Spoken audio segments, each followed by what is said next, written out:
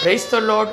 கர்த்தரும் உலக இரட்சகரும் ஆகிய ஆண்டவராகிய இயேசு கிறிஸ்துவின் இனிதான நாமத்தினாலே உங்கள் யாவரையும் அன்போடு வாழ்த்துகிறேன்.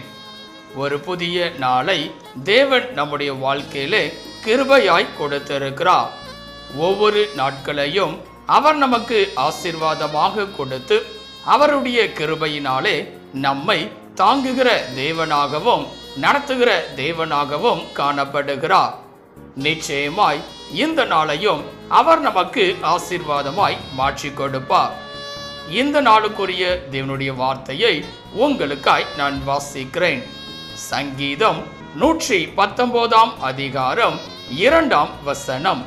சங்கீதம் 119 அதிகாரம் 2 வசனம். அவருடைய சாட்சிகளை கைக்கொண்டு அவரை முழு இருதயத்தோடும் தேடுகிறவர்கள் பாக்கியவான்கள். எனக்கன்பான தேவ பிள்ளைகளே, இங்கே அருமையான ஒரு வார்த்தையை குறித்து நாம் பார்க்கிறோம். கர்த்தரை தேடுகிறவர்கள் என்பதாக. இந்த உலகத்தில் வாழ்கிற ஒவ்வொரு மனிதர்களும் கர்த்தரை தேடுகிறவர்களாய் இருக்க வேண்டும். ஆனால் பல மனிதர்களோ தேவைகள் என்ற ஒரு காரியம் வரும்போது மாத்திரம் கர்த்தரை தேடுகிறவர்களாய் காணப்படுவார்கள். சுகம் தங்களுடைய வாழ்க்கையிலே வேண்டும் என்று சொல்லி நினைக்கும் போது மாத்திரம் கர்த்தரை தேடுகிறவர்களாய் காணப்படுவார்கள். இன்னும் ஒரு சிலர் வாரந்தோறும் ஞாயிற்றுக்கிழமை மாத்திரம் கர்த்தரை தேடினால் போதும் என்று சொல்லி காணப்படுவார்கள். ஆனால் வேதம் சொல்கிறது, கர்த்தரை ஒவ்வொரு நாளும் தேடுகிறவர்களாய் நாம் இருக்க வேண்டும். இப்படிப்பட்ட காரியங்களை இந்த நாளிலே நாம் செய்கிறோமா? பல நேரங்களிலே கர்த்தரை மறந்தவர்களாய் காணப்படுகிறோம். உலகத்தையே நோக்கி பார்ப்பவர்களாய் இருக்கிறோம்.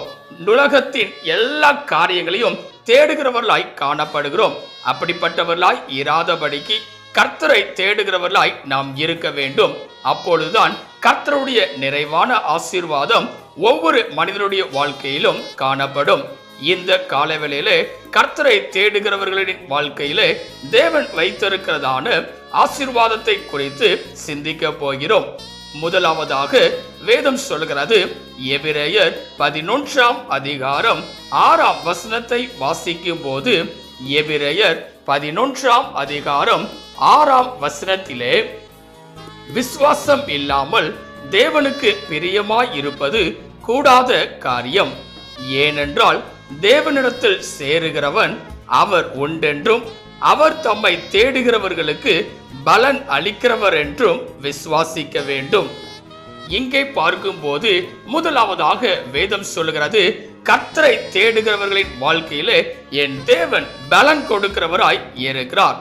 ஆம் பிரியமானவர்களே, ஒவ்வொரு காரியங்களை நாம் செய்யும் போது அதற்கேற்ற பலனை எதிர்பார்க்கிறோம். ஒவ்வொரு காரியங்களை செய்யும் போது அதற்கேற்ற நன்மைகள் வேண்டும் என்று சொல்லி விரும்புகிறோம். ஆனால் பல நேரங்களிலே கிட்டுவதில்லை. ஏனென்றால் கர்த்தரை தேடாதபடி நாம் இருக்கிறதினாலே. ஆனால் வேதம் சொல்கிறது, கர்த்தரை தேடுகிறவர்களாய் நாம் இருக்கும் போது அவர் நமக்கு பலன் அளிக்கிறார். நாம் செய்கிற எந்த விதமான காரியமாக இருந்தாலும் அதிலே வெற்றியை தருகிற தேவனாய் காணப்படுகிறார். பலனை தருகிற தேவனாய் காணப்படுகிறார்.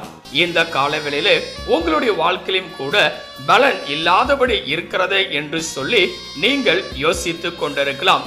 கர்த்தரை தேடுகிறவர்களாய் காணப்படுகிறீர்களா?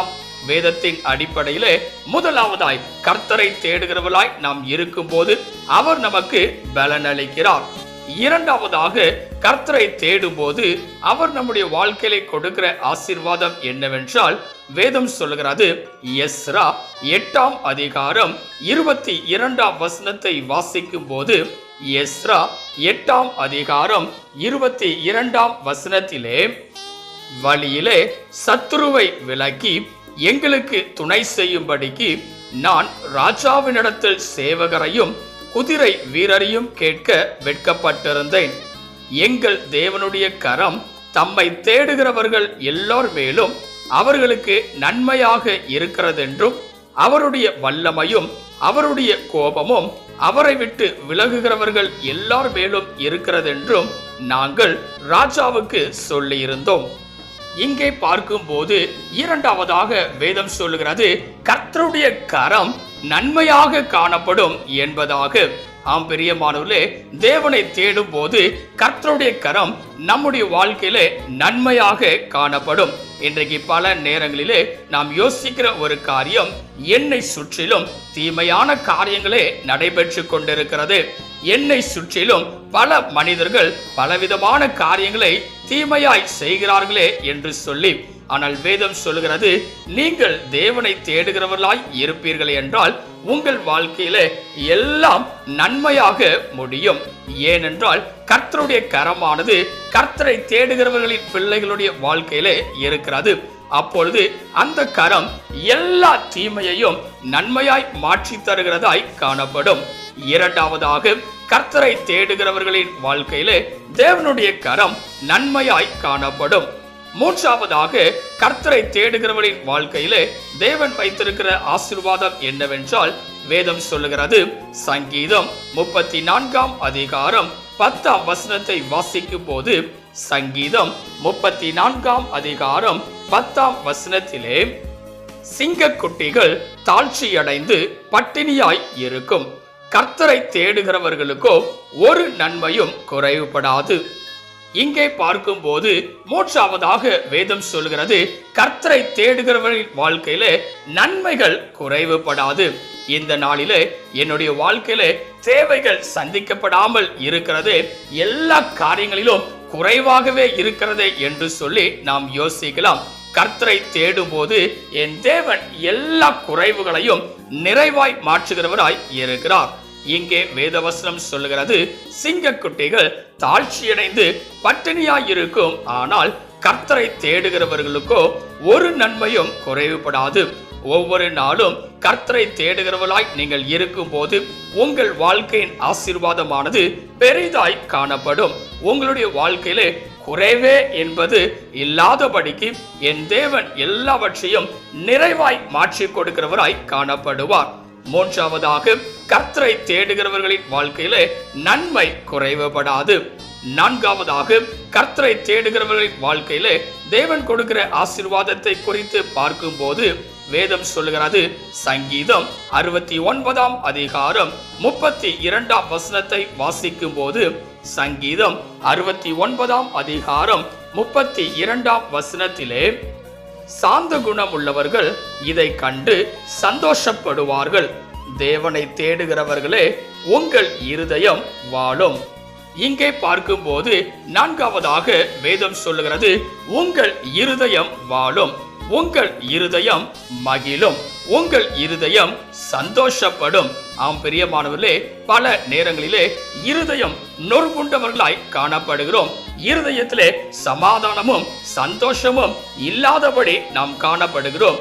ஏன் என்னுடைய வாழ்க்கை இப்படிப்பட்டதாய் இருக்கிறது என்று சொல்லி புலம்பி தவிப்பவர்களாய் காணப்படுகிறோம். ஆனால் வேதம் சொல்லுகிறது, கர்த்தரை தேடும் போது அவர்களது இருதயமானது வாழுகிறதாக, மகிழ்கிறதாக, சந்தோஷப்படுகிறதாய் இருக்கிறது. இப்படிப்பட்ட ஆசீர்வாதம் உங்களுடைய வாழ்க்கையிலும் வேண்டுமென்றால் கர்த்தரை தேடுகிறவர்களாய் நாம் இருக்க வேண்டும். ஐந்தாவதாக, கர்த்தரை தேடும் போது கர்த்தர் நம்முடைய வாழ்க்கையில வைத்திருக்கிறதான ஆசீர்வாதம் என்னவென்றால், வேதம் சொல்கிறது, நீதிமொழிகள் 8 அதிகாரம் 17 வசனத்தை வாசிக்கும் போது, நீதிமொழிகள் 8 அதிகாரம் 17 வசனத்திலே, என்னை சிநேகிக்கிறவர்களை நான் சிநேகிக்கிறேன், அதிகாலையில் என்னை தேடுகிறவர்கள் என்னை கண்டடைவார்கள். இங்கே பார்க்கும் போது ஐந்தாவதாக வேதம் சொல்லுகிறது, கர்த்தரை தேடும் போது அவரை நாம் கண்டடைய முடியும். ஆம் பிரியமானவர்களே, அதிகாலையில் தேவனை தேடுகிறவர்களாய் நாம் இருக்கும் போது நம்முடைய தேவனை நாம் தரிசிக்க முடியும், அவரை கண்டடைய முடியும். இந்த பெரிய பாக்கியத்தை அவரை தேடும் போது மாத்திரம்தான் நாம் பெற்றுக்கொள்ள முடியும். இந்த காலவேளையிலே இதை கேட்டுக்கொண்டிருக்கிற எனக்கு அன்பான தேவ பிள்ளைகளே, கர்த்தரை தேடுகிறவர்களாய் நீங்கள் காணப்படுகிறீர்களா? அல்லது கடமைக்காக, தேவைக்காக மாத்திரம் கர்த்தரை தேடுகிறவர்களாய் இருக்கிறீர்களா? இன்றைக்கு அதை சிந்தித்து பார்த்து ஒவ்வொரு நாளும் கர்த்தரை தேடுவதற்கு தேவனிடத்திலே நம்மை ஒப்பு கொடுக்கிறவர்களாய் இருக்க வேண்டும்.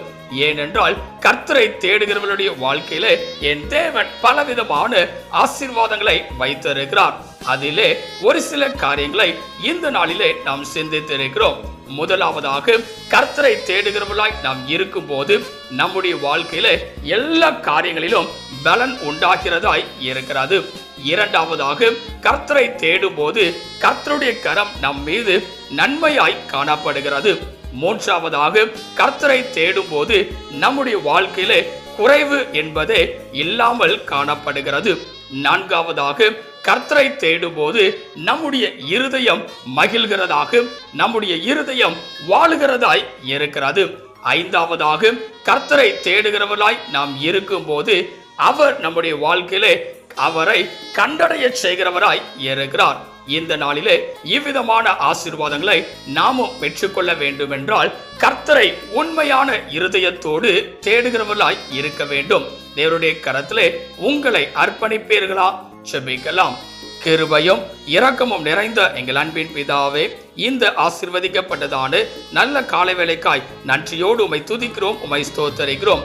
நீர் கொடுத்த அற்புதமான உம்முடைய வார்த்தைக்காய் நன்றி செலுத்துகிறோம். உம்மை தேடுகிறவர்களாய் நாங்கள் இருக்கும் போது தேவரீர் நீர் எங்களை ஆசீர்வதிக்கிறீர் என்று சொல்லி இந்த நாளிலே நாங்கள் சிந்தித்திருக்கிறோம். இந்த கால வேளையிலே இதை கேட்டுக்கொண்டிருக்கிற, இதை பார்த்து கொண்டிருக்கிற ஒவ்வொரு பிள்ளைகளுடைய வாழ்க்கையிலும் நிறைவான ஆசீர்வாதத்தை தருகிற தேவனாய் அவர்கள் உம்மை தேடுகிறவர்களாய் இருக்கும் போது நீர் அவர்களுடைய வாழ்க்கையிலே வைக்கும்படியாய் நாங்கள் ஜெபிக்கிறோம். நீரே பெரிய காரியங்களை செய்வீராக, நீர் மாத்திரம் மகிமைப்படுவீராக. இயேசுவின் நாமத்தில் ஜெபிக்கிறோம் எங்கள் ஜீவனுள்ள நல்ல பிதாவே, ஆமென். கர்த்தர் தாமே இந்த வார்த்தையின் மூலமாய் உங்களை ஆசீர்வதித்து அவரை தேடுகிறவர்களாய் இருக்கும்போது சகல ஆசீர்வாதங்களையும் நிறைவாய் தருகிற தேவனாய் அவர் காணப்படுவாராக. ஆமென். God bless you.